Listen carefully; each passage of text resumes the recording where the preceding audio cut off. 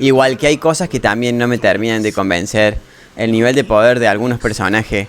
17 en el manga pelea con un Super Saiyajin fase 3.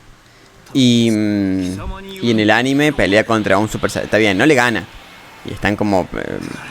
pero es como que me parece como que no me hace mucho ruido el desbalance de nivel que hay en Super. Me hace mucho ruido. 17... Está bien, vos decís, bueno, entrenó muchísimo, todo lo que vos quieras. ¿Qué clase de entrenamiento tuvo para poder hacerle frente a un Super Saiyajin fase 3 o a un Super Saiyajin Blue? Me parece como que me hace mucho ruido.